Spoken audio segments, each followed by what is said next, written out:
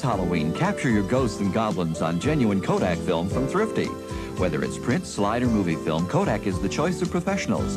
Thrifty carries a full line of Kodak film, including C126-24 exposure, C110 and C135 24 exposure in regular and high-speed print film, KR135 36 exposure slide film, and Super 8 movie film. Remember, the sharper you want your memories, the more you need Kodak film and Thrifty. Just what you are.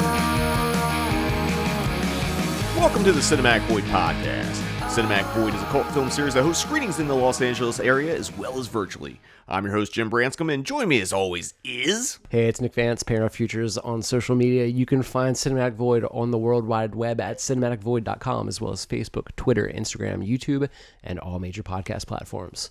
If you want to support The Void, you should join our Patreon. What are you waiting for? Yeah, what are you waiting for? That next big raise? Yeah. Should ask for that raise. Get that raise, join our Patreon. It's the American way. Also, I know we keep leaving Twitter in here because, like, X just sounds fucking dumb. Oh, no one says X. Yeah, no one will ever say X. Yeah, I don't think that's ever going to be a thing. I don't know. Have you? I have not heard someone that. In the wild be like, "Oh, well, fucking X the other day." No, it's still Twitter. It's like that's rough. It's like you paid like fucking how many millions of dollars for it, and you try to fucking change the name, and no one's gonna. No one abides by it. It's fucking hilarious. It reminds me we were talking about people picking their fucking nicknames. Yeah, dude. You don't get to pick your fucking nickname, dude. It's so true. It's just a nickname. It's a nickname. It's that like, won't stick. No. That's fucking awesome. That's what it is. But man, how you been doing? It's been a bit. I'm good. I'm lost. You lost? I'm lost in life. I'm lost in life. I haven't had a lot of projection shifts lately, and I wish I had. I wish I had more to report about my fucking how I've spent my free time the past few weeks. Did you project the player though? That's Sunday. It's coming up. Oh, it's coming. It hasn't happened yet. Yeah, no. I watched it last night. Oh, that's cool. Which you'll hear about in a little bit. Oh yeah, cliffhanger. I mean, I probably watch it like a couple months. It's probably on another episode. I watched it semi-recently for the first time. But, yeah, not a whole lot up with me, man. Just been sitting around thinking. Contemplating life? Yeah. Not really, man. I don't know. Had some, my record's still not out. But it is coming out. Yeah. I'm waiting to hear back from my guy. I got a guy. You got a guy. What does that mean? you got a fucking streamer plug. Is what you're saying? My streamer plug. I wouldn't hear back from him as far as like the lead time to get it up, and then then it'll be out. But I don't know. We already. I'm gonna book some studio time for December we already got 3 songs. We're ready to go. So gonna drop another EP. Drop another one. So yeah, man. It's actually a pretty good plan. Yeah. I think just do EPs and then build up to that fucking full length. Totally. Because like I don't think a lot of bands can actually like make that leap to like. Yeah, I don't feel like writing fucking 10 songs right now. I feel like writing 3 songs.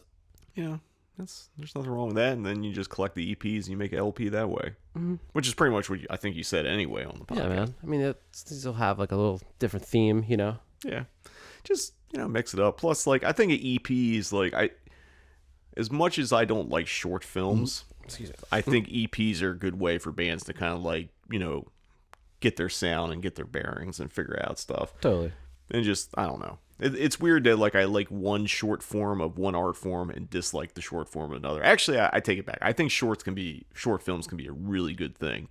But I think a lot of people focus on making a short film to be like a mini feature-length movie, which is not really the intent for those. Yeah. Just like an EP is an intent to make a short version of a long album or whatever. Maybe I'm in the wrong here, but I always think of a short as just a pitch for a full length film. Yeah, but I'm sorry to discredit or to. I think now that is more what it is, but like there's people like Hal Hartley who would just like he was making feature films and then he would just make shorts. Yeah.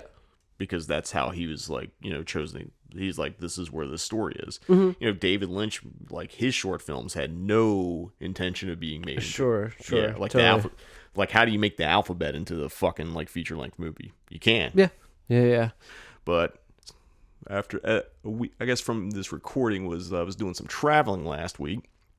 Went to the Music Box in Chicago and co-hosted the Texas Chainsaw Massacre 2 screening with Jeremy Wagner of Broken Hope, Will Morris, who was on a episode of the podcast, I don't know, maybe a couple episodes ago. I've lost track of where we are chronologically. It's like maybe two ago. 2, 3, I can't remember. Well, but I don't know when this one comes out. Yeah. That's where I get lost. I get lost too, and I'm the one who fucking thought about this.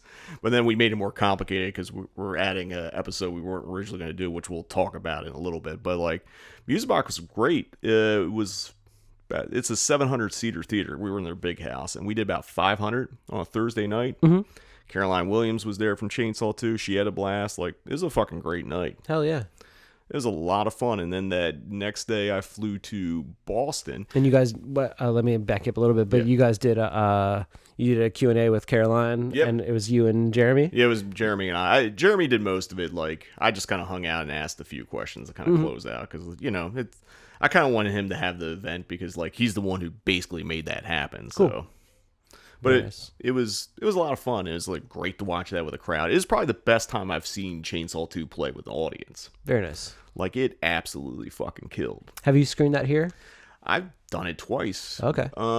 With Friday Night Frights and Beyond Fest, we did a Texas Chainsaw Massacre Memorial Day barbecue where we do parts 1, 2, and 3, and Caroline came out for that. Then I did it again with a Rocky Erickson tribute with Return of the Living Dead. Oh, I do remember that. Yeah. Very cool. Yeah, so it was a couple times, and that's why I didn't really feel like I should do the Q&A with Caroline because I've already done a few with her. I also did one for Legend of Billie Jean, and then there was the Beyond the Darkness. Or is it called Beyond the Dark? No, what is that fucking? In Search of Darkness. That's the name of that thing. I'm thinking the horror documentary. Yeah, yeah. I did a panel discussion. She was on that with a bunch of other people like Kelly Maroney and Barbara Crampton and Mick Harris and Brian Usna. It's like a 80s centric. Yeah, that one's the. I guess I think there's a new one coming out. Yeah, I can't remember which decade it's. They're doing the 90s, which is going to be more like the direct-to-video market era. So I'm kind of curious about that one because like there was definitely a genre shift in the 90s, but. Getting back on the topic. So yeah, Chicago was fun. It was the only thing I had a problem was like I was staying near Lincoln Park, which you can insert your own Lincoln Park reference joke there. I mean, there's a Lincoln Park here too, right? Yeah, but I think the actual famous Lincoln Park is it? Yeah, I don't know. I mean, I could be wrong. I just assume that it's the famous ones here because I'm an idiot that just thinks it's everything famous is in L.A. I'm not even from here. Yeah, I mean, but that's where I'm at now. I don't know. I mean, like Lincoln, Abraham Lincoln came from Illinois, so that's why it's Lincoln Park. But I was staying over that way, and I was having a hard time finding vegan options that was open. I walked to this place that said it had vegan breakfast starting at like 8 a.m. And I was Abe's favorite vegan breakfast. Yeah, something like that. But like I walked and I took my time, and I was like, I was like shooting some video for a vlog and whatever. And then like I get to the place that's fucking closed. It was like not open until 5. I'm like, fucking Yelp, fucking website, everything on there. And like, I don't call because like half the time you try to call a business, they won't answer anyway. Yeah. But thankfully I found another place that's close by. And then on the day I was leaving, I was like, all right, I'm just going to run and get a smoothie. And like, actually, no, go back. I want to talk the night of the screening. There was a bar that I had gone to previously with Will that had, Beyond Burgers or whatever. I was like, I'll just grab one to go. I go in there, guys, like, I can't let you in. I'm like, why? It's like, we're at capacity because it was like opening night of the NFL. And apparently I found the one Kansas City Chiefs bar in fucking Chicago. So there's all these people in Chiefs jerseys. I'm like, how the fuck does this? I don't know. I mean, I know a lot of towns have like I don't know how that works, like a subset of like fans that root for another team that's not in the. I mean, next door to our office, there's a sign in the window of the bar that says like it's a birds bar. I don't know if they're Eagles, I don't know if they're Ravens, I don't know if I don't know which birds they're rooting for in there, but maybe it's the headquarters. That's crazy. I mean, where they flock. Where they flock. God, man. But anyway. So I couldn't get a Beyond Burger, and then there's a sushi place that had vegan sushi. So like, sweet, I'll go there. And they're like, oh, our POS system is down. We can't, like, if you have cash. And of course, I had no cash on me, so I was like, I'm just eating popcorn. Yeah, dude, you're fasting. Well, then, and then the last day, I was like, all right, I'm gonna go get a acai bowl at this place, and I walked there, and it was fucking closed. Hell yeah! And then Chicago hates you, dude. But Chicago's absolutely beautiful. Chicago's sick. You were where in Chicago? Lincoln Park area. So there Is was that like, is that downtown? Is that like a? It's south of like it's south of the Music Box, because the Music Box is like above us, and then above the Music Box is where Wrigley Field and all that was. Like Music Box is actually closer to Wrigley. It's like less than a mile, or whatever. Because when I went in January, I stayed at a Cubs themed hotel, like because it was right near Wrigley Field. Cubbies. Yeah. So like, I was like, maybe I'll walk by Wrigley Field again or whatever, and it was like 40-minute walk. I'm like, nah, I'm not doing it. Yeah. But I did eventually get a acai bowl at another place. It was like a gym that had it or whatever. But it's like, it was just like, man, someone just doesn't want me to eat. Got the Boston that day, and like, found plenty. Boston has a lot of stuff. Like, Boston was sick. I hung out with this guy Billy who works at the Coolidge, because Midnight Mark was actually at TIFF during when I was there. Actually, Ryan, who runs the Music Box, was also at TIFF. So like, some of the homies I didn't get to see, but like, Billy was fucking cool as shit. Screened Collateral there at midnight. Cool. It was really cool. Went to a record store, bought some records that I didn't need to buy. But did you go to what's the store? What's the store that's the guy from Drop Dead? His store. Was it Armageddon Shop? Yeah. Did Nah. you go to Armageddon? Nah. It was sick when I went. Where is Is it in I mean, Massachusetts? it's in Boston proper. Oh yeah, Brookline. For those you don't know, is like it's its own city wrapped around Boston. Like literally, you could cross the street and be in Boston and cross back over here in Brookline. That's how the line works. Okay. That's how Mark explained it to me. So it's like the way I would explain Brookline. It's like kind of like a mini Brooklyn within Boston, just like the vibe and all that. It's also a college town, so it's a really beautiful place. And like I was saying, Chicago looked absolutely beautiful. Love all the fucking brick. Lots of stuff. Accidentally walked through the Chicago Lincoln Park Zoo, because I saw a nature trail. I was like, I'll just walk around, because it was killing time. And as I'm walking, I'm like, there's some deer thing. That's kind of cool. And then I see zebras. I'm like, oh, did I just walk in the zoo on accident? Nice. So I just kind of did a lap in that, and then I got stuck because I couldn't figure out how to get out. Yeah. Because it's like exit this way, and then it's just like, wait, I'm back to where I was. I was just like zoo inception or something like that. But there wasn't like lions and, no, and monkeys. You were like in the zoo. Yeah, there was actually the zoo was free. Like basically, like you're like, keep the zoo free, but it was a little bit of a conservation thing, because like they're basically putting them to take care of animals or whatever, But I hadn't been in a zoo in forever, so it's just like I was like, just walk around, look at stuff. It's like, after I was in Boston, I went to the airport because I was going to fly down to Baltimore to see my girlfriend Leslie, because it's like, all right, I'm 90-minute flight away. I might as well just do that instead of flying back to LA. And that is when shit went south, so to speak, and not the flight. I was at the Boston Logan Airport from 11 a.m. Until... when did we actually take off? I think we didn't take off until like 8:30 at night. My flight out was at 12:50, and like about 10 minutes before we were supposed to board, they delayed the flight. I'm like, that's weird. Yeah. And they were saying mechanical issue. What it really was is, and I don't think the airline will admit this, but like it was a new plane. I think the toilet was leaking, because they're like, you're on the case. Yeah. Well. Let me explain why I figured this out, and it doesn't take much deduction. They actually lined us up at one point to take off because they were trying to beat some bad weather. And they said, hey, anyone that sits in the first 8 rows, you can't put your bag on the floor because the floor is wet and it's still drying. Okay. And like what's besides the cockpit and all that's up front, it's one of the bathrooms. And I was like, all right, I don't fucking care. Let's just go. Yeah. And they had us line up, and we stood in line for like, normally when you board, when they line you up, you kind of board within like 5 to 10 minutes. We stood up there for like 25, 30 minutes, and then they sat us down. And then like every hour, they just kept delaying the flight. And even more fucked up was the flight. There was another flight that was flying in to our gate that was going to Baltimore after us, and they moved that to the fucking gate next to us. So there's 2 competing flights to Baltimore going out. And dude, it was just getting dire. And like what happened was in Baltimore, because there was thunderstorms, like the ground control there or whatever, like shut down any flights coming in or out. So there's no authorization. Yeah. And then the storm moved up to Boston. I could actually see a lightning storm while I was like in the airport.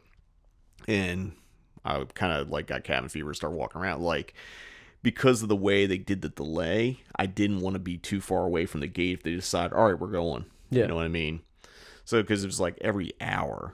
So, like, you know, you have a half hour. Like, you start boarding a half hour before the takeoff is. So, really, you only had a half hour. And I was walking around. I ran to Sean Bryan, who I know back out here, who comes to like Cinematheque and Void screenings and all that. I think he was visiting family in Boston, and he was flying back to LA, and his flight was delayed, but I think it only ended up being like a 90-minute delay.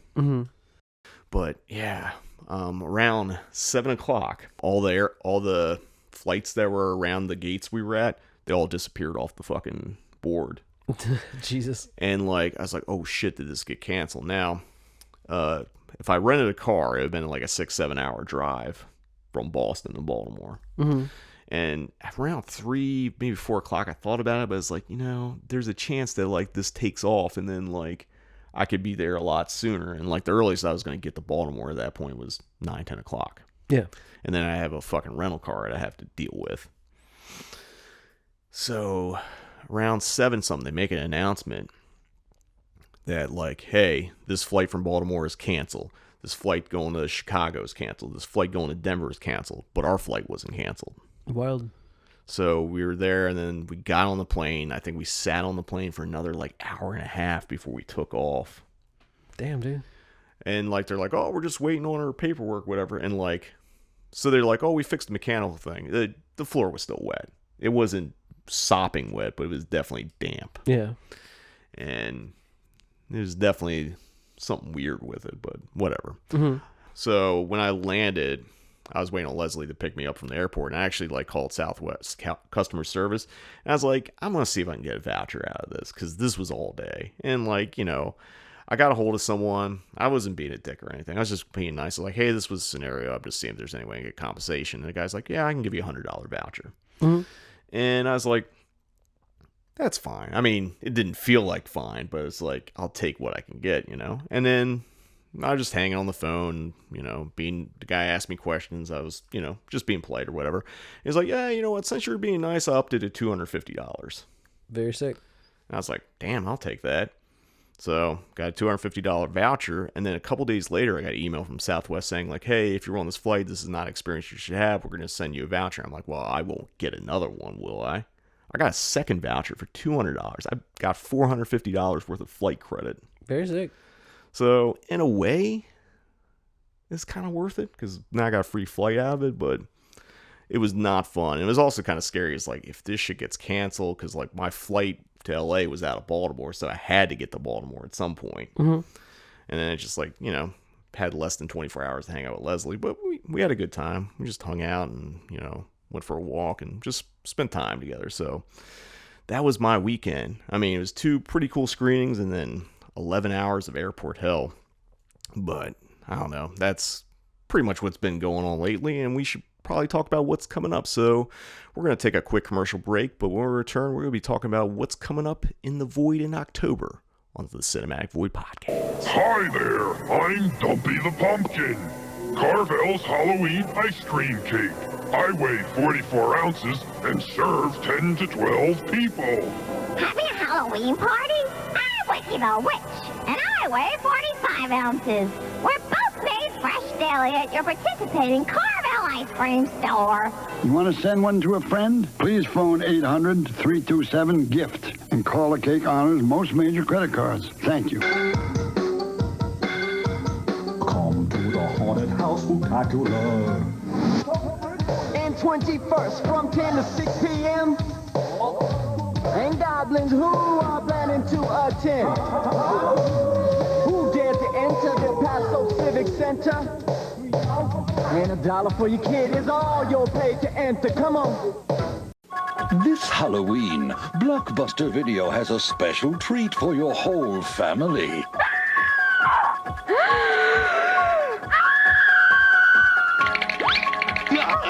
You can take home any of these great Halloween classics for just $7.99. Or rent 2 movies and get them for $3.99. Now, if that's not a reason to scream, what is? Make it a blockbuster fright. Welcome back. We are going to be talking about the October lineup here on the Cinematic Void podcast. That's going to include Beyond Fest and then the rest of our October slate.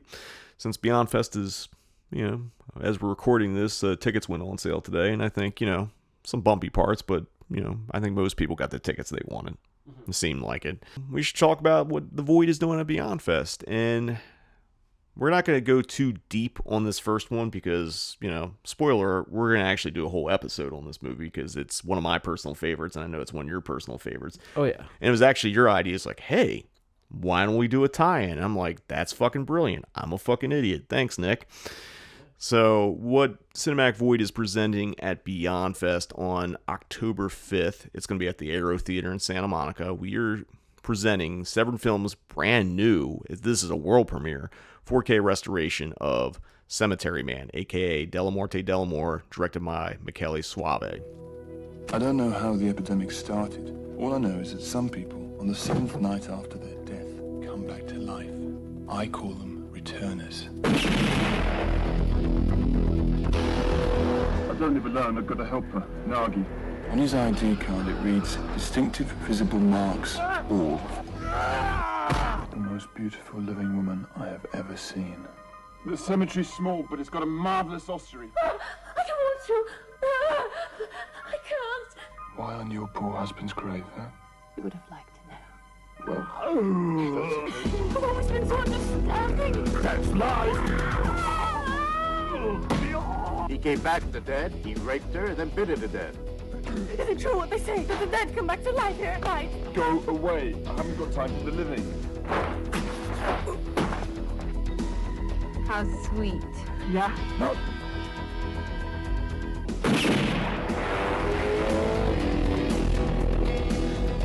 Please don't. I'd like to marry now. Not as long, dear, as I've got a breath in my body. All right.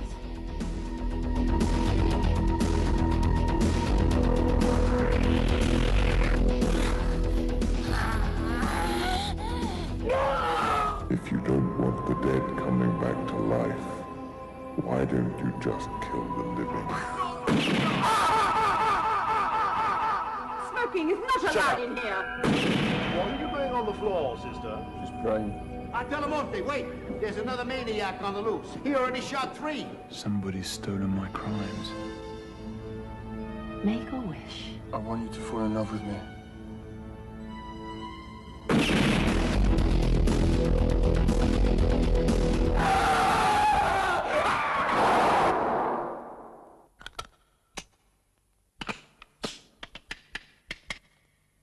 Shoot them in the head. Film stars Rupert Everett, Anna Fauci, and Francois Haji Lazaro, who plays Nagi in the movie. For those who haven't seen it, Francesco Della Morte is a beleaguered caretaker at a small Italian cemetery who searches for love while defending himself from dead people who keep rising again. And there's a lot of different readings. You can get very metaphoric, or you can just watch it as a classic Italian zombie movie. I'm really excited to see this on a big screen. Personally. Have you ever? Years ago, I saw it on 35. Exhumed Films played it. Nice. Like, it's been about 20 years. And actually, this will be the second time The Void has played it. We played it maybe 2017. We did a zombie comedy all-nighter and was in that lineup. It was before my time. I wasn't born yet. Yeah, you weren't born yet. I know Severin has done a beautiful, loving restoration on this thing. And, like, I saw some of the raw scans before they started doing the color correction. Jesus Christ. It looks fucking incredible. Hell yeah, man. Very excited to see this one and very excited to talk about it on an episode. Yeah, so, you know, we had another episode, which we've already recorded, and it's still coming out. It's going to be Night of the Living Dead and Carnival of Souls, but we're pushing that back because, as Nick brought up, we should really tie the room together, as they say. We'll save that one for spooky season. Yeah. Well, it's all going to be spooky season. I mean, yeah, but I'm just suggesting that this currently is not spooky season.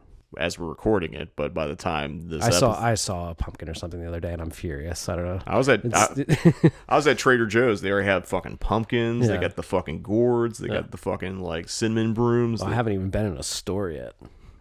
You're starting to. I haven't seen the I've seen nerds celebrating already. Getting ready. Hey man, spooky season's coming. Already got the oat fucking pumpkin spice creamer for my coffee. See, I'm this fucking guy. I know, horror cloud. Yeah, son. you know what I've seen is Dunkin' Donuts and their fucking pumpkin coffee is what I've seen. They do have that. And how much sugar goes into it? How much sugar goes into a Dunkin' Donuts drink? It's fucking bananas. I'm gonna admit to you. This reminds me, when I was at the airport, I meant to take a photo and send it to you. I actually got an iced pumpkin. You got some dunks? Yeah. Well, I mean, it's Boston. That's the only fucking coffee shop. Actually, there was a Starbucks. No, but there was a Starbucks at the airport. The line was like down the fucking the fucking going back out through security, almost. And then like there's like 5 people at the Dunkin' Donuts. So I'm like, it doesn't really matter. Up. Yeah. So I just fucking got that, and that was the first pumpkin spice coffee I got for the year. Did you get a donut? I can't eat donuts. I'm not mad at the donuts. It's just the coffee. I can't be mad at a donut, dude. Well, I can't have none of their donuts are vegan. Yeah. Unlike almost every other donut place where they have like at least one vegan donut, Dunkin' Donuts is steadfast. They're like, "Fuck you, Jim." Might as well have been in Chicago at a Dunkin' Donuts because that's just how it rolls. But anyway, what were we talking about? We're talking about spooky season and all that. So, but yeah, when we talk about Cemetery Man, it will be officially spooky season. True. And speaking of Michele Soavi, the next film we're showing at Beyond Fest, we're doing a second 4K restoration world premiere thanks to our friends at Severn Films. It's on the 9th of October, and it is The Church. Shh. Last night, the angel of evil possessed me, and I became his servant. I want to do evil, to kill.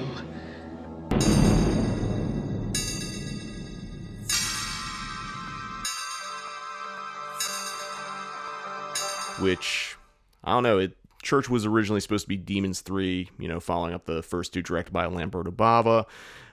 Way Italian naming and sequel things work. Bava went to a different distributor and made his own Demons 3. It was released the movie was called The Org, but I think they released it as Demons 3. You said The Orc? The Org. Like an organization? No, as in org, as a beast type thing. Like an ogre? Ogre? Yeah. Is it an org or ogre? I'm going ogre on this one. Fuck now. I mean, I guess I gotta look it up. Yeah, well, is it org or is it ogre? I think what is it? Oh, like that? Like, yeah, is that ogre? Is it ogre or is it, how do you say, is it ogre or org? Ogre. It's got ogre. Yeah, but am I just the idiot? Did I just? I hope so. I'm just a fucking idiot. I hope so. Is the ogre, right? Like an ogre, like an ogre, right? Yeah, but is ogre and org like an ogre, like the guy from Revenge of the Nerds? Ogre. Yeah. Why am I saying don't org? gloss over that. That's a good joke. It is. No, it's a great joke. Now I'm just wondering, like, I know it's ogre, but can an ogre and org be like one of those? Like, what's an org? I thought it's the same as the ogre. I'm just wondering if it's one of those like, is it one of those like Sam Hain, Sal Wynn fucking things? Maybe, but I've just never heard of an org in my life. I'm going to actually say you're right. I'm going to say I'm wrong and you're right. I hope that this is just something you've always just read and never heard someone say it out loud. No, I've definitely heard someone say ogre out loud, but I swear I've seen people call it org or maybe it's just, I'm just going to... I've never heard of an org outside of like .org. Yeah. I'm just going to say I'm fucking wrong. Cool. And I'll take it when I can get it. Yeah, and I've been wrong for many years. Sometimes you hear a word or you read a word and you read it a certain way and it gets in your brain and then you say it out loud in front of people or on a podcast. I know that the place in New York and the film is Synecdoche, New York. I know this. I've seen it. I love it. And I still, in a work meeting, said Synecdoche, New York. It's embarrassing. It's embarrassing. I know the name of the film, but I'm just like at work and we're in a meeting and it's fast paced. Yeah. And I'm just like reading quickly and it's just like, and then I get corrected by like 10 people in the room. Synecdoche. I know what it is. Oh, fuck me, man. It's weird. The thing is, it's like, I think there's a time and place to be corrected when you say something wrong or you mispronounce a word. Well, I mean, I do, like, when it's Yeah. these films that we're going over in a work meeting, like, I do actually want to know the proper pronunciation of all these foreign films we're showing. Like, I'm interested in half of them. I want to know how to say it, and I don't want to keep saying it wrong in a meeting in front of a bunch of people and have them, like, not correct me. But there's a time and place for things. But I'm just saying, like, in that setting, I want people to step up and go, it's actually this. Like, thank you, because I'm going to be saying it 10 times this week. Don't let me say it wrong, dude. That's the worst. I mean, the thing is, it's just one of those weird ways. Like, if you are weird things where, like, you read something, you hear something. Like, I remember Holacek used to call Tobe Hooper. I never know if it's Tobe or Toby or whatever. It's Toby. I just go Hooper. Hooper. That works. It is Tobe Hooper because you watch the Texas Chainsaw Massacre 2 trailers. It's directed by Tobe Hooper. Oh, interesting. Okay. Which was when Bruce found out it was Toby what and a not dick, Tobe. Dude. When people spell their name weird and then expect you to still pronounce it the other way. You know what I mean? That's the problem with the English language. Dude. There's too much latitude. That's why, like, Tobe, Toby, or Ogre or Org. Yeah. But anyway, back to Michele Soavi's The Church. This movie was written by Dario Argento, Franco Ferrini, and Soavi. And basically an old Gothic cathedral built over a mass grave develops strange powers that traps a number of people inside, with ghosts from a 12th century massacre seeking to resurrect an ancient demon from the bowels of earth. Or hell, I guess. So have you seen The Church? I have not. It's a real fun one. Like, Michele, like, and we'll talk a little bit more on the Cemetery Man episode, but, like, he's kind of like one of the last links from the heyday of, like, 70s going to 80s, like, Italian genre filmmaker, because he directed Dario Argento's World of Horror, which was a documentary on Argento, basically working through, I think it's like everything up through Phenomena. And he was longtime second assistant director, and then eventually first assistant director on a lot of Argento movies. He was working behind Lamberto Bava, and when Bava started directing on his own, he moved up to the first. He's got association with Fulci. His movie Stage Fright was produced by Joe D'Amato and written by George Eastman. So he's like the guy. And so I'm really stoked to see both of these on the big screen. Like, obviously, Cemetery Man's like a seminal movie for me. So, like, but The Church is fucking fantastic too. And that's our Beyond Fest lineup. So what we got coming up for the rest of the month, we only have 3 Mondays because, like, during Beyond Fest, there's other things that fall on those Mondays. And both my shows, both The Church and Cemetery Man, are at the Arrow. So I won't be back at the LF3 until the 16th, and I've decided to do, basically starting from here to the first Monday in December, I'm doing a series called Halloween Never Ends, because I'm fucking lazy. Basically just doing kind of Halloween-y movies, Halloween-y walk-in, that kind of stuff. So the slate for October is, I think these are all comfort movies for a lot of people, and they're easy picks, and that's kind of when I would picked it, because, like, I'll be honest, I've always struggled with programming in October, because, like, when you do genre films year round, it's like, what the fuck do you show in October? Yeah, true.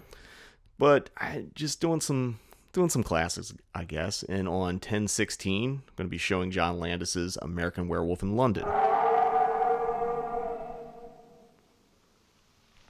Did you hear that? I heard that. What was it? Could be a lot of things. Yeah?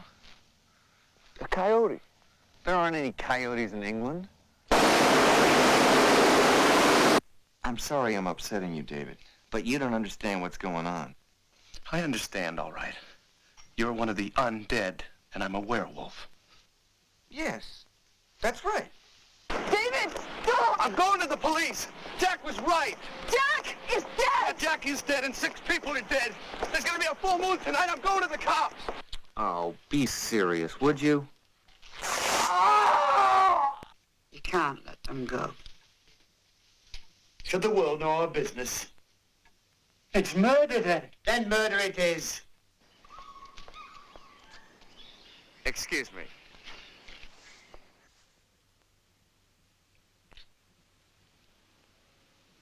I'm a werewolf. A werewolf?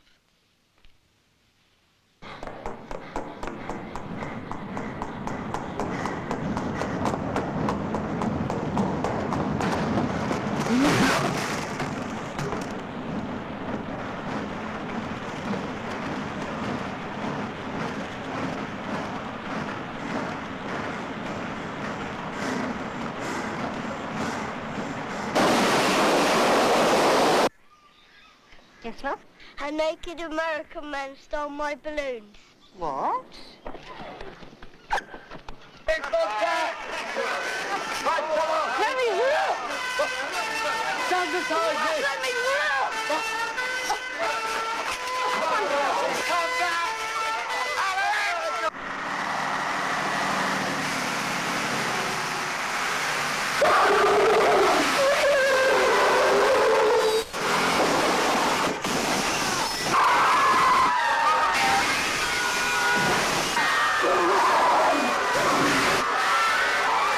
The film stars David Naughton, Jenny Goudier, and Griffin Dune. Yeah, it's Griffin Dune. I think Griffin Dune for sure. Yeah, I think I called him Griffin Dunn before, even though I don't know why. I think we said Griffin Dune when we did the episode with Tim, which was episode. Did you look it up? Yeah, it's episode 33. We actually I had to write it down because I can't remember episode numbers anymore. But yeah, we talk about this movie in length along with the other Werewolves of 1981 movies with Tim Kasher from Cursive, the band Cursive, I should say. Great episode. Tim's a cool dude. I actually hit him up to tell him I was screening, and he's like, I'm still out of town. But he's like, I want to come to some other October stuff, so hopefully we'll see Tim at a theater. For those of you who have not seen American Werewolf in London, basically two American college students are walking around on a walking tour of Britain and get attacked by a werewolf that none of the locals admit exists, and then hijinks ensues, pretty much. But, it's a classic. It's got state-of-the-art fucking Rick Baker special effects, like Academy Award-winning special effects. I remember one time I posted a photo of Rick Baker, like, putting makeup on somebody or something, and then a friend of mine messaged me and was like, that's my friend's dad. She's like, that's the kind of shit that happens in LA. It's fucking stupid. So your friend's dad's Rick Baker? Yeah. That's very LA. I just did a very LA night last night. I'm not trying to name drop it, but it's just like, it was unexpected. Like, I got invited out and just, it was kind of hilarious, but cool. I won't say you're hobnobbing with Leo. Not that level. So moving on the 23rd of October, we're showing another classic. We actually talked about this on a different episode of the Cinematic Void podcast. I believe it was episode 23. It was on Halloween Part 4, where we talked about anthologies and found footage movies that take place on Halloween. Creepshow being one of those.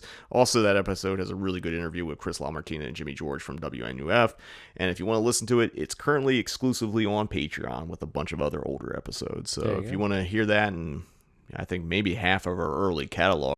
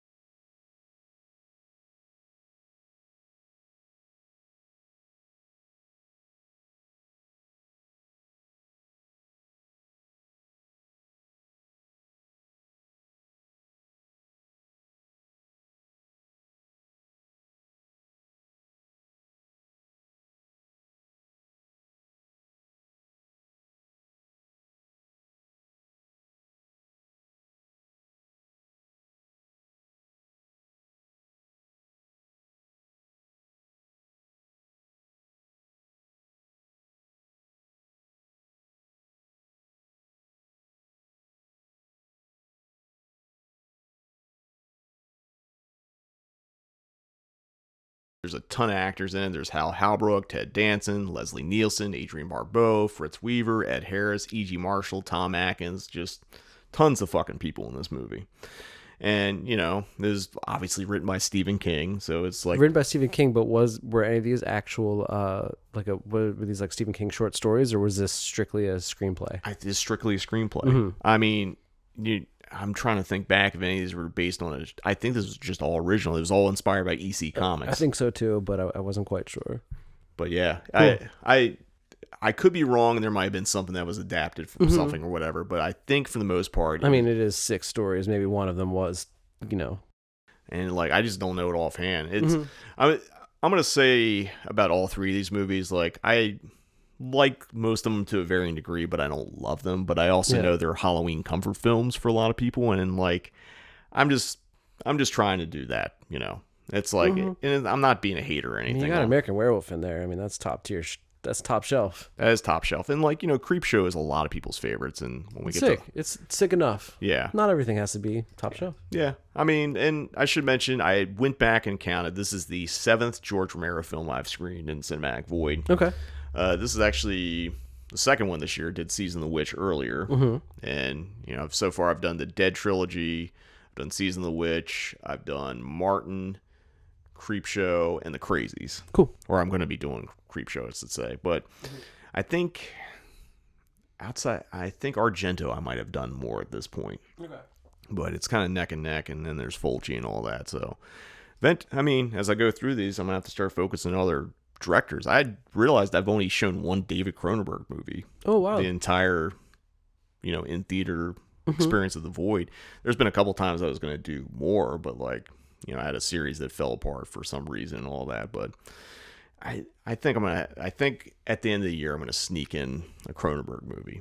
I plan on it, but we'll see what happens. But yeah, for those of you who haven't seen this movie, which I think most people have, but like also let's understand that like when I say this, a lot of people that come to Cinematic Void screenings now haven't seen a lot of these movies, but they're probably culturally aware of them. So for this one, 6 grisly tales about a murdered father rising from the grave, a bizarre meteor, a vengeful husband, a mysterious crate occupant, a plague of cockroaches, and a disgruntled boy. My favorite genre of horror, disgruntled boy. That was the IMDb blurb. I'm like, it made me laugh seeing like a disgruntled boy. Like, what is a disgruntled boy? Why don't you just say he's just fucking angry? Disgruntled, like what? He got disrespected at the job, I guess. I mean, he got disrespected by Tom Atkins. Yeah. But anyway, so I was happy because when we went to the distributor to get this, they're like, I don't know if we still have the print or not. I think we might have trashed it. And I'm like, why? The print was pretty decent. I think this played like maybe a couple years ago, and then, but they hadn't trashed the print. So I should mention Werewolf and Creepshow are both on 35 millimeter. Sweet. It was weird when I went to Universal. They're like, we have a 4K DCP. It's like, do you have a film print? It's like, we got kind of a garbage one. And it's like, well, I just based on the audience and all that, it's like, I'll take it. We'll take the garbage. We'll take the grindhousey print. And then the guy hit us back. It's like, actually, we found a better print, so it won't be grindhousey. Who's your contact? Who is it that's actually kind of screening the?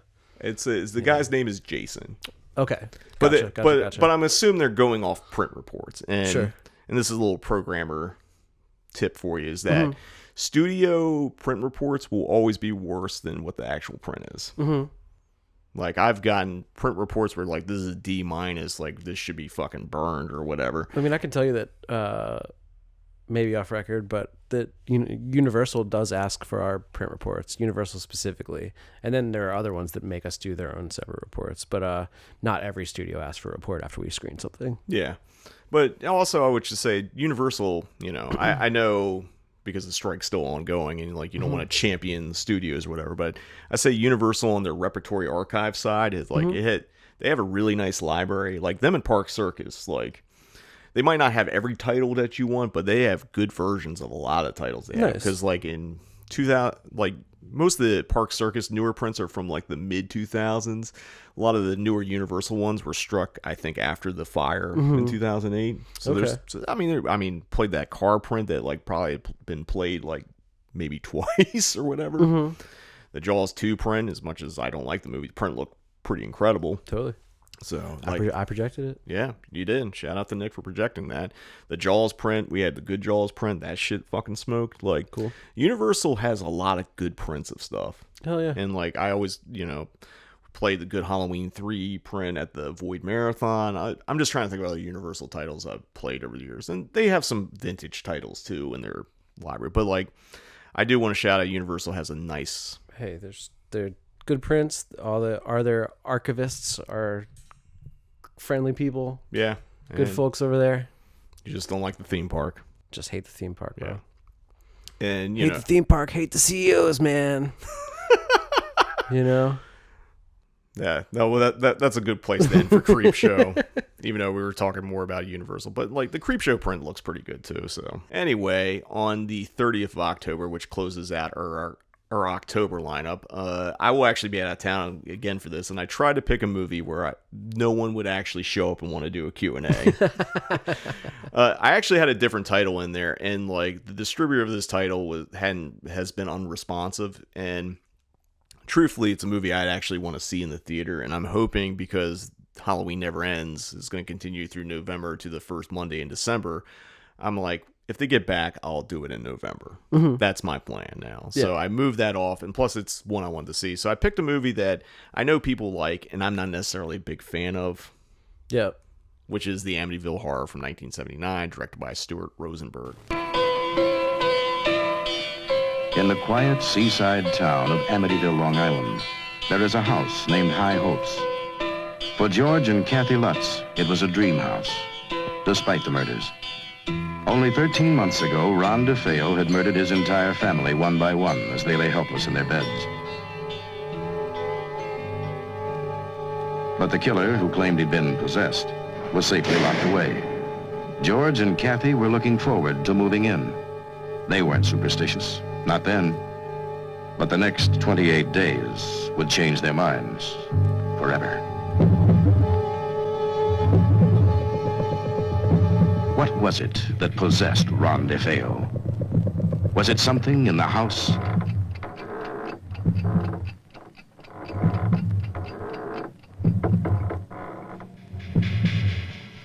Or was it the house? Something horrible has happened here, and it's about to happen again. It's no use to lock the doors. It's no use to call the priest. It's no use to hope it goes away. It won't.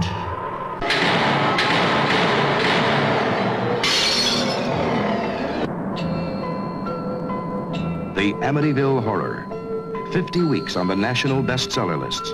Now in its 10th printing as a Bantam paperback with over 3 million copies in circulation.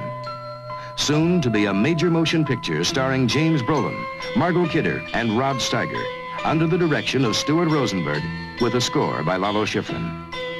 A Cinema 77 film, coming from American International. Screenplay by Sandor Stern. The Amityville Horror. The film stars James Brolin, who's making his second Void appearance this year after being in The Car, Margaret Kidder, who was in Black Christmas, Sisters, I guess Superman for those of you who want to go that route, but, you know, Sisters is a fucking all-timer, and so is Black Christmas. Oh, yeah. If that's all Margaret Kidder had ever done, that's... Margot Kidder's a fucking badass. Every time I see her in something, I'm like, I'm so stoked to see her in this. Oh, I agree. Every fucking time, dude. She's a fucking incredible actor. The movie also has the great character actor Rod Steiger, and making his fourth appearance in The Void this year is Murray Hamilton, who was in Jaws 1 and 2, as well as The Boston Strangler. Cool. So... it's been the year of Murray Hamilton, I guess. There you go. I've never heard of him in my life, but it's his year. He's the mayor. He's the mayor in Jaws. Okay. And, yeah. Right on. And okay, yeah, for sure. If I saw him in something else, you know, I go. That guy. I do the Leo point. Yeah, he's also in Seconds. He's like Rock Hudson's friend that like gets him getting the Seconds program. Totally. So Murray's in some fucking bangers. But for those who haven't seen this movie. Basically two newlyweds and not two newlyweds, I guess just newlyweds, and their 3 children move into a large house where a mass murder was committed. They start to experience strange and inexplicable manifestations which have a strong effect on everyone living in or visiting the house. Now, this was based on a true story. I'm using quotes around true because there's some debate on what was haunted or not. I think I told you. I think I may have mentioned this in the in like the Horror Cloud episode, because we're talking about going to like horror conventions and things like that. Mm-hmm. When we used to go to the horror convention in College Park, they had the guy that lived in the house at the time. He was in the the guest Amity there? house. He was the guest and had like a whole slideshow, and like there was like a big like grand finale where he shows a photo and it's like, you know, some kind of like ghostly figure in the window, you know? Yeah. It was awesome. It was great. It was, you know, it's like something I'll remember forever, like whether I believed any of it or not. Like, it was fucking awesome, man. I mean, that family is made I think it's the Lutzes. It's the Lutzes, yeah. And he died a couple years later.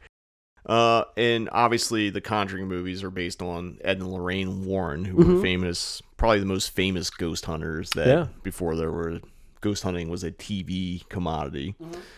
But like, you know, that was one of their big cases. They had several. They also the Haunting in Connecticut story was something they investigated, and I guess the things that happen in the Conjuring movies are based on cases.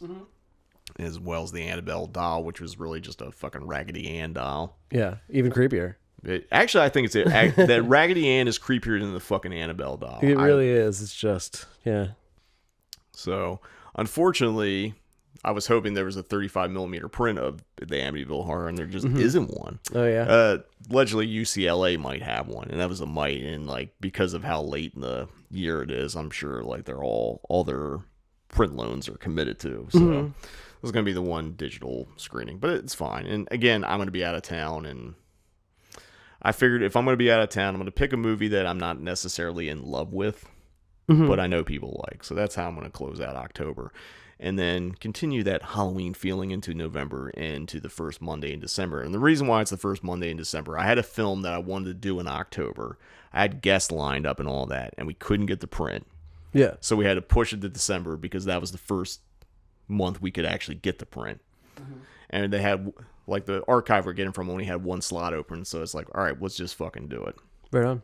So this is a movie. This is the second time I've tried to book this movie this year. Really? Yeah. The first time was for the Void Marathon and it didn't work out. And I was like, I'm going to do this movie this year. God damn it. So it's the print is booked. Everything's booked. It's happening the first Monday in December. There's going to be guests. If you want to do some deduction, you could probably figure out what it is. But it's a movie I actually have already screened. But like, I'm kind of happy to do it with like, you know, people that were involved with it.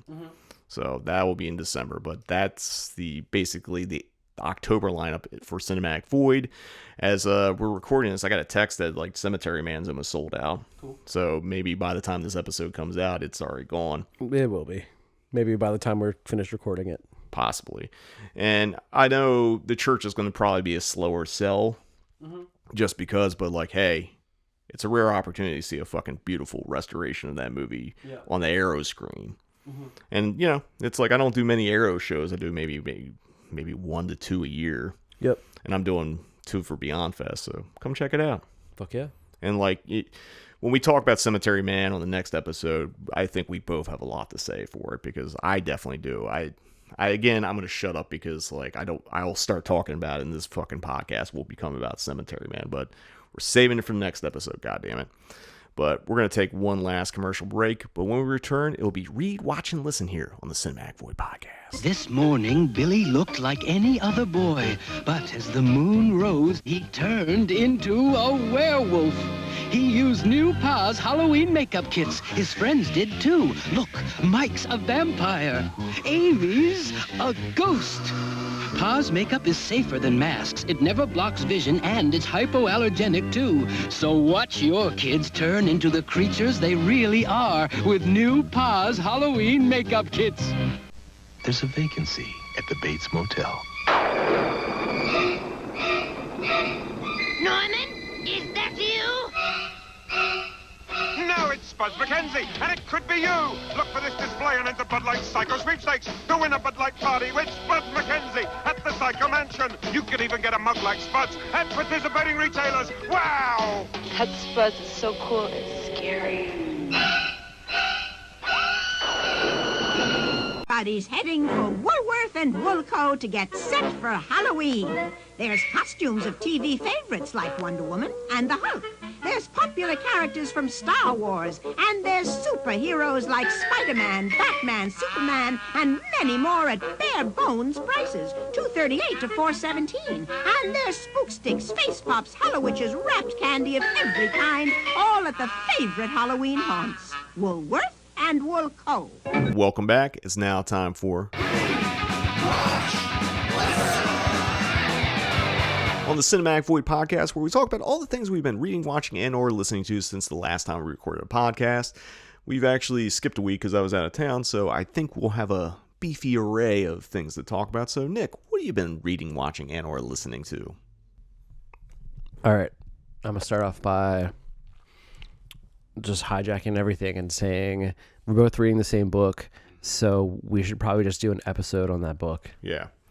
We can. Do you want to say what the book is, or you want to keep it a mystery? Yeah, it's Ant-Kind by Charlie Kaufman. You know, the guy, the boy, the man. The man. I got a lot of reading in because of my flight scenario. Yeah. I used to read on planes all the time, and I kind of fell out of it. And now I'm forcing myself to read again. And like, this has probably been the book that's like kind of unlocked it for me. But cool. We'll save it to that because we're gonna do a Cinematic Void book club. But sick. But yeah, read for both of us is Ant-Kind, and I was inspired by it because like last time we recorded, I saw that like sitting out. I'm like, what's that? And it's just like because I looked at the cover and I couldn't really tell. And you're like, oh, it's the Charlie Kaufman novel. And it's Charlie Kaufman's first and only novel. It's very film centric.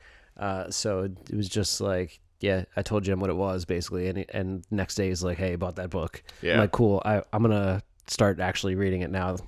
You know, it was just like sitting in the pile. But you inspired me and I inspired you. Yeah, exactly. So I'm like, well, if you're reading it right now, dude, let's read it together, and so that we can talk about it. Just a rare opportunity amongst friends, but let's turn it into content. Yes.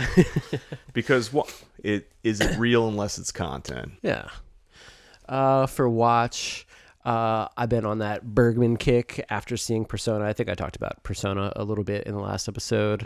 Although maybe that'll come out after this episode. So we're just the fucking, everything's upside down, and that's fine. I just watched Almodovar's film called Talk to Her. That movie's fucking insane. It's from 2002. Really fucking uncomfortable and fucked up. And then also appeals to the to my love of matadors and bullfighting, which Jim just shook his head, as did most of you.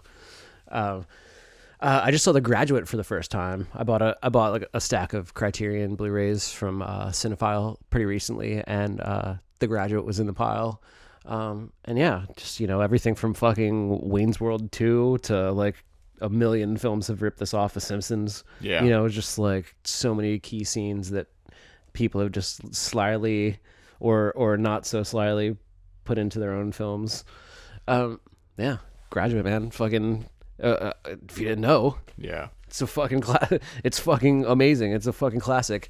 Because we talked a little bit about it, like I guess when you picked me up at the airport when I came back. Were we talking about The Graduate? Yeah. I think we ended up talking about The Graduate on the ride back because I remember seeing it when I was like in my 20s, and like it had a different effect on me. So I was kind of getting your read on it, seeing it in your 40s, because it's like you're a different person. In my in your 30s, I don't know. Come on, dog. What else? I just rewatched The Player last night because I am projecting it on Sunday, and I'm not going to get to watch it on Sunday. So that's why that's really why I rewatched it yesterday. And I fucking goddamn, man, Altman's The Player it's a doozy, man. If you haven't seen it, check it out. I love that you've fallen into this whole Altman world. Oh yeah. I was kind of doing other things, but I kind of watched half of Shortcuts the other day as well. But I plan to devote a little more attention to it at some point. But it's just kind of, something that wasn't subtitled that I could kind of have on and watch while doing other things. I don't know. It's hard to find films that you could do that to, and that kind of felt like one of them. Even not that what's going on isn't important. I don't know. Anyway, I get what you're saying, because sometimes you want something that's background and like you can drift in and out of, and like I know some people much like the film. It's just drifting in and out of a lot of people's lives. So it's it felt appropriate. I'm not paying. I'm not going to argue with that. Yeah, and if you wanted to hear us talk more about Altman, come November, we'll be talking about Nashville and Three Women. That's on the docket. Yeah, man, we got some cool episodes coming up that I am excited. No more Hack-A-Lantern You're really throwing some curveballs at me here. I know. I feel like we've like slightly hijacked and fell into the spine numbers here with some of these episodes. Sorry, but thank you. Well, No, but I know that I'll be punished with some bad films soon enough. It's no big deal. Yeah, I'll be a Punisher soon enough. January Giallo is around the corner. I know how go. much you love that. There we go. All right, and then for listen, I just been on some different shit just because I've been listening to so much. I mean, there's so much great new music that I haven't been going back through I've been hitting some classics lately, everything from Cody and White Birch from the 90s. Wow. Some like slow, sad, Slowcore? depressing, yeah. Slowcore. Turmoil, was the Anchor EP. Oh shit. Damn. But fucking Turmoil, Anchor EP, but then also going and listening to Crosby, Stills and Nash and like the first Bee Gees record and the Turtles and just kind of going back to like some 60s kind of stuff. I just been too fucking 2023 lately, and so I'm like, I need to listen to some old shit. Sometimes that's a good thing. Get a vibe. Yeah, sometimes you just gotta like pull yourself out of a vibe, because like if you get a lot of the stuff that's been coming out has been very 90s, early 2000s centric, like the new stuff, and then like you go listen. So I feel like I'm in a little bit of time loop, and like when we get to my listen, I kind of broke the mold a little bit. Yeah. Although I've been very trapped. So just busting out. Yeah, man. I guess that's about it for me. So we already talked about read. We're both reading Antkind, so that's what I'm reading. Watch. I haven't really watched anything other than what I've been screening. So Texas Chainsaw Massacre 2, Collateral in a theater. Saw The Brinks Job for the first time in many years. L3 at screening. Mark Maron showed up. Mm-hmm. Much better podcast than either of us. Cool. So hell yeah. I don't know what he thought about it, but I think most of the audience hadn't seen The Brinks Job, and it's kind of sad to say the reason why there was a big crowd was because Freakin' had passed away recently. Mm-hmm. But it's also a good thing because like this is probably the best. I think it's one of the best. I think it was great for audience to come in and see a Freakin' movie that isn't really on the like essential staples. Like it's not Exorcist, French Connection, Sorcerer, Cruising, Live and Die in LA, like all those ones like will get love and sell out all the time. But Brinks Job hardly ever plays, so it played well, lots of laughs. It was a good time. Mm-hmm. And when I was in Baltimore, Leslie and I watched some things on Shudder, but it was like it was Hell House LLC. It was just background shit. So. Oh yeah, cool. You've talked about that one in the past, I believe. It's like the kind of found footage. It's one of my favorite modern found footage movies. Mm-hmm. Like that movie is so fucking good. I know there's 2 sequels to it, and I'm not as big on those, but like that one is like I at some point Halloween season, probably not this year, but sometime down the line, I'm gonna definitely screen it because it's just cool. Like we have it. It's on the same episode we talk about Creepshow. We talk about that one, but like it's just there's something just really fucking good about it. Like it's just executed so well. Yeah, and like it's the second time I watched it this year, and I'll probably watch it another time. Like I think I'm coming obsessed with it. Like it's just a movie that just like it hits certain notes and it hits them really well. And have you? I know we talked about it on the podcast, but have you actually seen it? I don't think I watched that one. Maybe we'll sit down and just hang out and watch it. Yeah. We don't have to do an episode about it, but like I just want to get your opinion on it because I think there's things that like I'm not saying it subverts the fucking found footage tropes or whatever, but just I feel like the execution of it just is what sells it. Hell yeah. So, like that movie a lot. Listen, a lot of things have come out.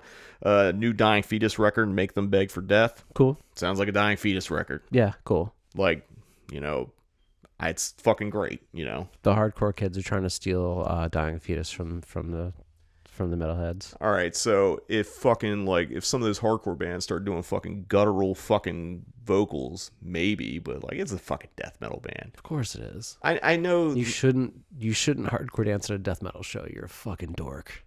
There you go. That is sage words to live by. Keep that in mind, kids.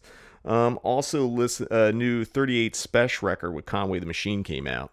And I know Special usually does records with Benny the Butcher and things like that. So I downloaded and I think it's a solid fucking record. It's been a while since I've had it. Full length? Yeah, it's full length. It's 10 songs. Right on. Yeah, he's got guest spots by Benny the Butcher, Lloyd Banks, El Camino. Mm-hmm. Like it's out of all those records that have been coming up, this one just feels the most solid. Okay. Like I wasn't really skipping through. Like it was just like a nice listen all the way through. And like, it's no disrespect to those Griselda guys and all the affiliates and all those people doing like the throwback and boom bap like movement. But like, it was just, it's been a while since I've like actually fully enjoyed one of those records where it's like, most of them it's been like, oh, this song's sick. And then like, I'm not on big in this one. It's just like solid. So it's called the Special Machine. Special spelled Speshal machine. This morning I woke up to find another Nas record. This is the second one this year. It's Magic 3. Holy fucking shit. Fucking Special Machinery. Special Machinery, sorry. Thank you for correcting me. I'm just loading it to my iTunes now. Just adding your iTunes. It'll be on your next rewatch and listen. But Nas Magic 3, holy shit. Like, dude, this 6-album run he's been on since like King's Disease 1, like I don't know, man. It's like, I always loved Nas. Nas was always one of my favorite rappers. And even like the records where people like, weren't big on, I still thought his rhyming was impeccable. And like his rhyming is just so fucking great. And like those Hit Boy beats are fucking incredible. Like I loved Magic 2. Magic 3 I like better. It's like, okay. How are you fucking doing this? It's like incredible because like, kind of like what's happened like with a lot of older hip hop guys, it's like they fall off and like the records, aren't there, but like Nas just gets better. It's true. And like, I kind of love that like he's at this point in his career where he's just fucking doing his best work. Obviously Illmatic's always going to be a classic, but it's like, goddamn, these last 6 records are just, I can't think of another hip hop artist that's had a run that consistent. Yeah. And it's like been since 2020. It's like 6 records in 3 years and they're all good. I mean, obviously there might be a track here and there that doesn't connect with me, but like even the stuff I don't personally like, I still think it's good. Yeah. But there's enough bangers on each record that, the ones that aren't quite as sick. Yeah. It carries them. Exactly. It's like the hit to miss ratio is definitely more hit than miss. Mm-hmm. I started this on, I think, my flight back from Baltimore to LA. I threw on some Bruce Dickinson solo records. Bruce Dickinson, singer of Iron Maiden. Mm-hmm. He had a period when he left Iron Maiden and started a solo career. It's kind of weird because like the first couple solo records, he tried to avoid sounding like Iron Maiden. And then like the last 3, it was just like, fuck it. It just goes into like crazy guitar work. Well, Adrian Smith, who was in Iron Maiden, who had quit previous to Bruce, joined Bruce's solo band. Oh, gotcha. So there's 2 records with him, and that's how both of them ended up back in Iron Maiden. Mm-hmm. So the shit's sick. Oh, okay, gotcha. And there's also the one record where Bruce channels his cousin Rob from Catherine Wheel and does his fucking alternative rock record called Skunk Works. Yeah. Which is really fucking good, too. Couple of individual tracks I want to mention. New Koyo song Life's a Pill just dropped. I guess their album's going to be out probably by the end of this month. Cool. I think I pre-ordered it. You think you pre-ordered it? You don't know if you're going to get that vinyl or not? They announced it a long time ago, and I think I pre-ordered it back then, but now it's just kind of like, I love when I get a package in the mail and I'm like, I don't know which record this is. It's fun. I just remembered that I'm waiting on that what's that band that sounds like Sam Hain? Fucking. I know I pre-ordered that one. What is that band called? It's a Final Gasp. Final Gasp, yeah. I was gonna say Morning, I don't know. I wanted to keep saying Morning as well. I think the album has Morning as in but whatever, like that Morning Noise. Yeah, that's the other thing I keep thinking of, the other kind of Misfits inspired band. But anyway, the new song is probably my favorite off that record so far. It's just kind of to the point. Cool. It's just a nice poppy hardcore song. Code Orange, which like I'm not big in the band, but they dropped a song called Mirror, where Reba, who was basically part of Ventures, which was a side project, a bunch of Code Orange members, she sings it. Like, it's really good. Cool. I listened to that song that they dropped. The single before this one, I guess, then was the one featuring Billy Corgan. Yeah. So I've listened to that one a couple times. It's decent. Yeah. I think she does one song per album on all those Code Orange ones, and I kind of went and sought those out. And like I like those songs. Like when they get in their like Fear Factory industrial bag, I'm not as big on it, but like this one's kind of like, I don't want to say trip hop, but it's definitely like There's like on some fucking Portishead type territory. Nah, it's not. That's not right. But Yeah. it's definitely got a more electronic. It's more laid back. It's like it's not quite Adventures, but it's not quite Code Orange. It's like somewhere in between. Okay. So I really like that song. Harm's Way dropped another track featuring King Woman called Undertow, which is a nice little banger. Cool. A little dirgy, probably because King Woman's on it. And the last thing I've been listening to, because I can't stop listening to this fucking record, is Alter Lights, Enjoy Your Time in the Sun. That one I'm waiting. I've been seeing people on Instagram are getting their records, so mine should be arriving any day now. So should mine. Cool. Yeah, because when I think we talked about this on an episode that's going to come out after this, but like I remember how like I was walking to my car and had my hands full. You're like, dude, that record's just dropped, and I'm like pre-ordering and like putting my shit down on the street. But oh yeah. So I this might be my record of the year. Cool. I mean, I just keep going back to it. Like every time I was like, I don't know what to listen to. All right, I guess I'm listening to this again. Mm-hmm. It's just fucking catchy. So, I don't know. That was my read, watch, and listen. So that's going to wrap up this episode of the Cinematic Void podcast. What do you think of the lineups, what we're doing at Beyond Fest and what we're going to be doing in October? What's your favorites? What's something that, you know, if you don't live here, what would you be coming out to? Also, I want to remind everyone, every Saturday in October, Cinematis Movie is back. It will be now at 6 p.m. Pacific Time, 9 p.m. Eastern. Every Saturday. The last Saturday, which is the 28th, will be a double feature. Mm-hmm. So 4 new episodes, 5 movies. And that's on your cinematicvoid.com and your YouTube channel? Correct. Okay. So I always post the direct link on the Void webpage, but also if you go on YouTube, you can find it. Mm-hmm. There's 2 episodes scheduled now. I still got one more. I got a few more intros to film, and I'm also going to be doing a Patreon exclusive episode. So cool. Want to get access to that, join the Patreon, which also has the whole archive of Cinematis Movie, where I think there's maybe like 10 exclusive episodes that have only been on Patreon that live there. Cool. Hit us up. So hit us up. So anyway, until next time, see you in the void.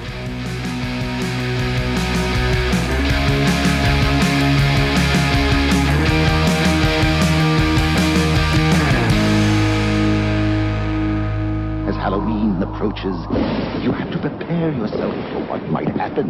More orange sprinkles. It's a special time of year, and Dunkin' Donuts is dressing up their donuts for the occasion. And here's the werewolf.